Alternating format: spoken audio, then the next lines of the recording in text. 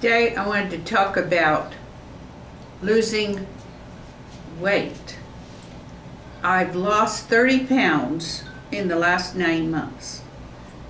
And I don't think I could have done it if I hadn't conquered my long-time sexual addiction. And the reason why I was able to conquer it finally is since it started when I was molested. At 5 years old, I was introduced to the whole idea of sexual activity, including orgasm. That my molester, who was a man in his 40s, tried to even get me to have an orgasm. And my cousin, older cousin, who was also getting influenced in this direction, taught me to masturbate on the fence.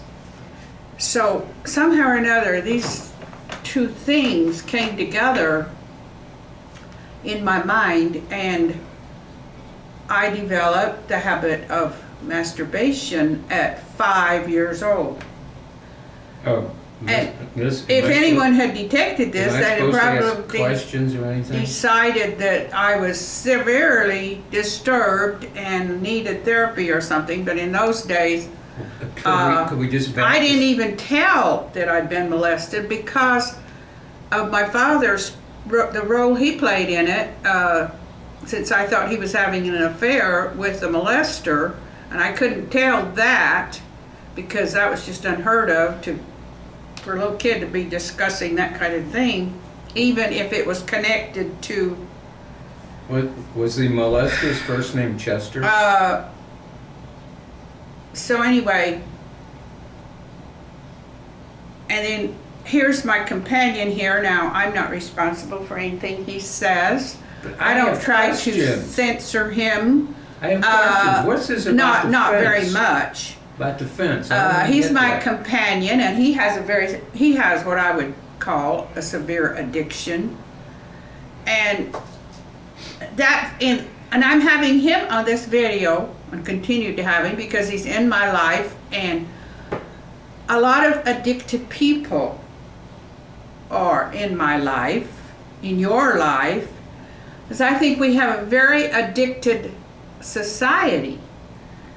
And I think that sexual addiction has played a role in our big conflict over legalized abortion. Now, I think there's the younger people, they just can't even conceive of anything interfering with their sex life. And it was like there was a sexual revolution along with the embrace of abortion, because when you have untrammeled sexual activity, you're going to have more unwanted pregnancies or accidents and so on. And if you're very addicted, you would give up, you would embrace legalized abortion before you would give up sex or recognize a sexual addiction. Wait a minute. You're what, 6 years older than I am? What the hell happened during those 6 years? I was never molested. I was never addicted to sex. As far as I'm concerned, why? I'm not a bad-looking guy, you know. Why don't you try to explain why, instead of pursuing a normal relationship with a woman, that all of these younger people are doing what you think they're doing? First of all, it's been going on ever since we swung out of the trees or went back up into the trees. And secondly, what's cheaper? Paying for an unwanted child on welfare or going in and have the unwanted child disappeared? And let's talk about war. You find nothing wrong with that? Let's talk about war. I find everything wrong with war. Well, I do too. We're addicted to war too. We're addicted to war as a solution. And many times the American people and other people have gotten themselves into a war just because they have too much love of war, too much their leader can work them up to it. Say, well, they've done this and they've done that, and then you find a lot of people saying, well, let's go whip their ass, let's get them, and they deserve nothing less than for us to attack them.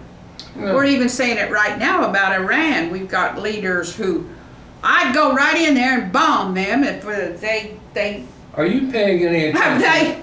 Have nuclear weapons. Hello. Are you paying any attention what's happening in Syria right now? Yes, I am. And so well, what's this got to do with what you did? But anyway, I say addiction, as far as I was concerned. 75 years ago. That's 3/4 of a century. I also think that one reason I gained weight was when I'm thin, I have a figure that attracts attention, a small waist, hippie, and I think that was almost like, well, that was a dangerous way to look.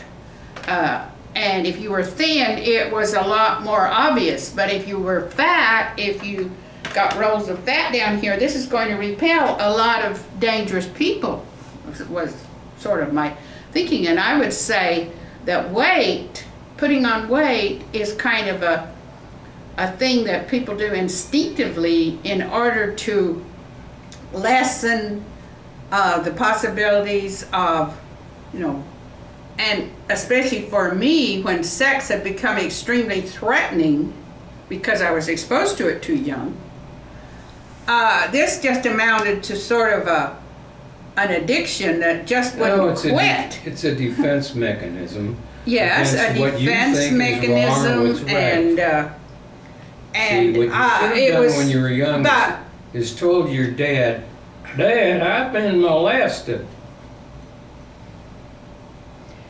Yeah, I would have done it. And I think that people all have a tendency if it was a guy, cover up the problems.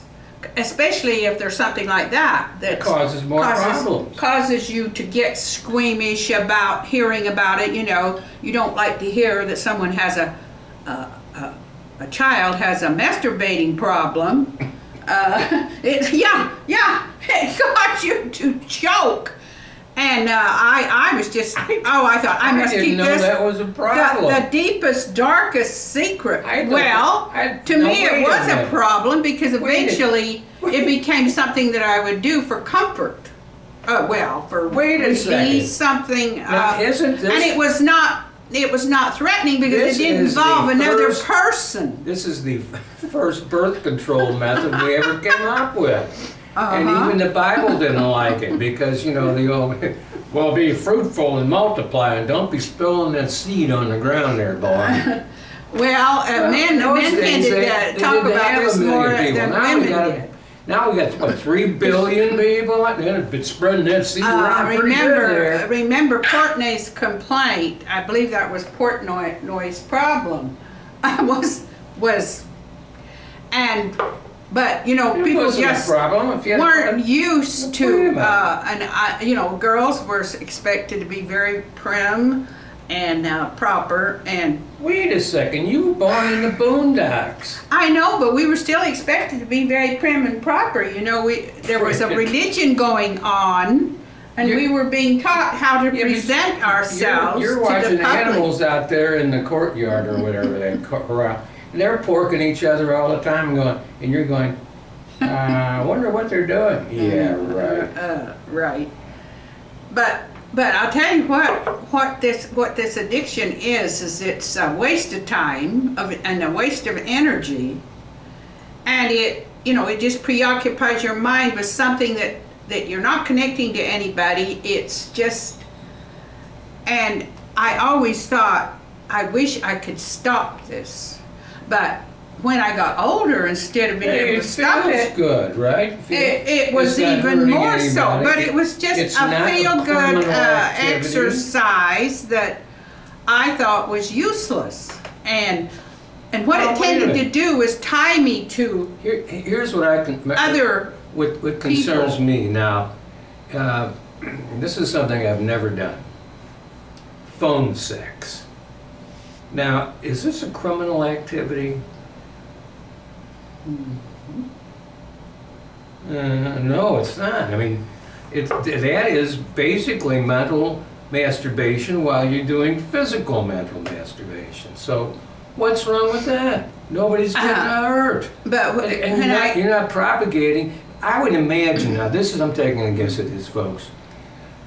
For all you people out there who are heavy into phone sex and are watching pornos on the computer or anything like that, are you really hurting anybody except everybody's making money off of you? Heck, you're the stupid person for doing it. Well, That's my personal opinion. When he came along, I have complained to him many times that he was not normal enough. He wasn't normal enough to give me any kind of release because, I don't know, probably in his 50s, he became... what are you talking about? You. Swell. He was not able to perform sex. Well, how do and you know? by the time, well, you told me that. Well, is that true or not? Well, you were you're a little chunky. Well, let me tell you. See, I right? tried every way in the world to stimulate this man, and he was like completely dead. That, you know. And I became quite aggravated to think that his alcohol addiction had taken over his body so that he no longer had any feeling. I told him, I said, my gosh, I can't live on no feeling at all. Well, listen to this. I can't. Now, wait a minute. Now, listen to this. The reason that I drink is because I'm addicted to it.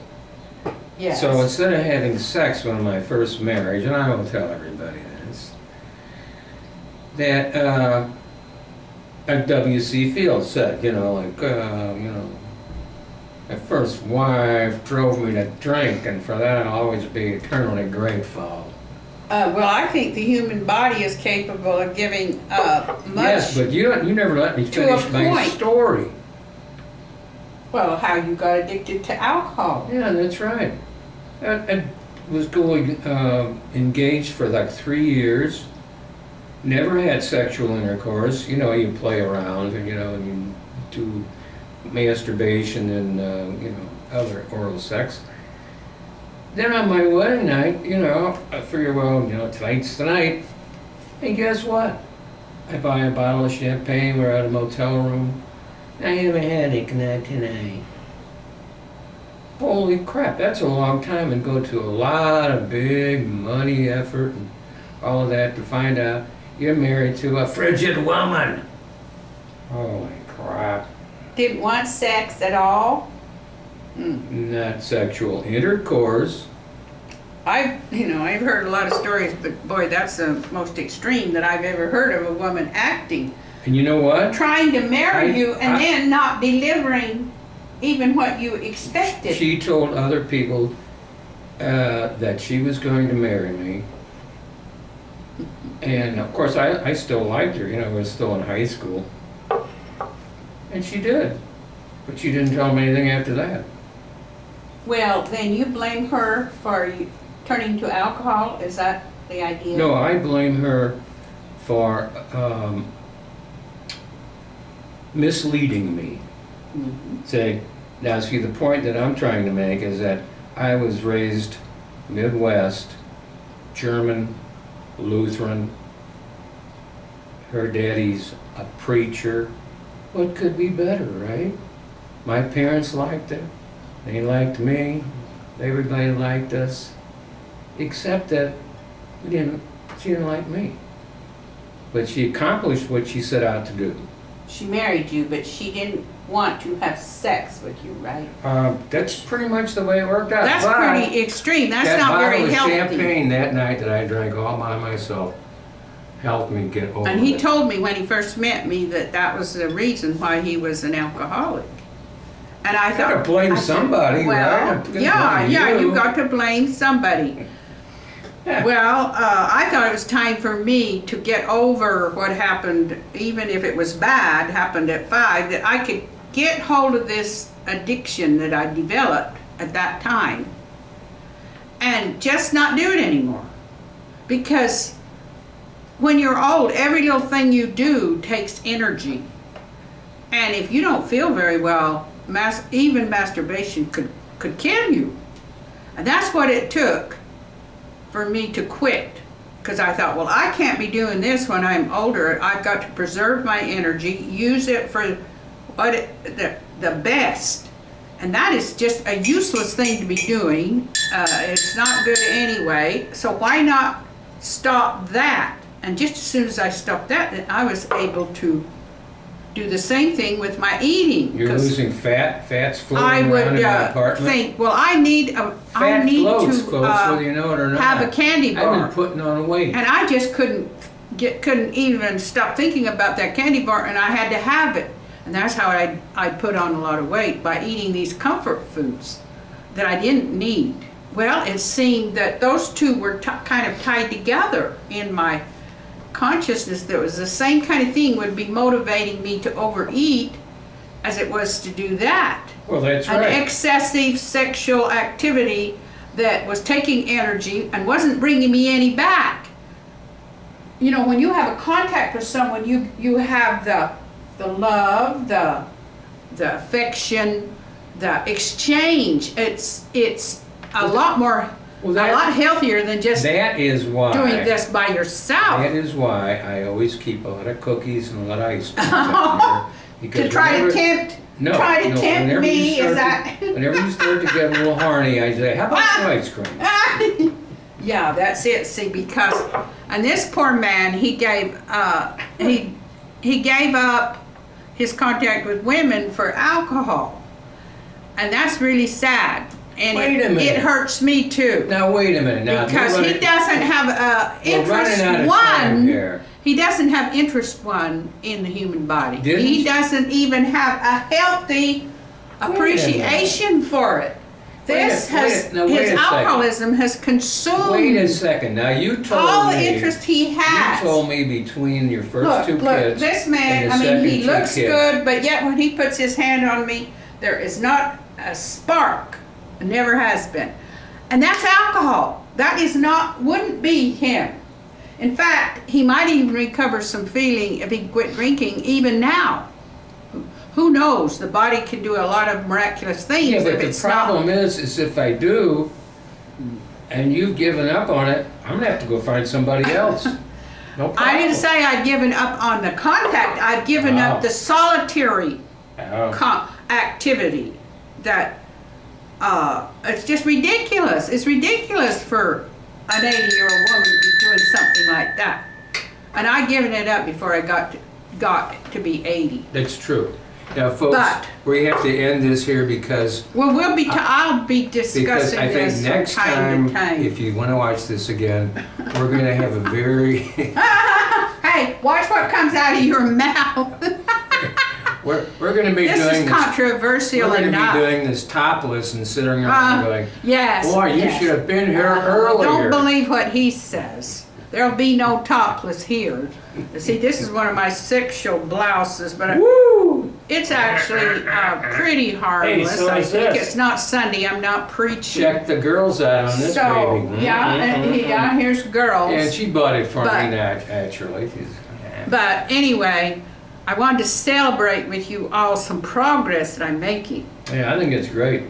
With these addictions. I think it's great. And now, for the first time, the weight is coming off easy because I have conquered the other, finally, at this late date. Okay, time's up. Okay, well, I hope you're not embarrassed. Who, me? No, the people out there watching this. Nobody's watching this. Oh, well, if they do. Well, if you're embarrassed watching this, wait till you see the next one. Oh, boy.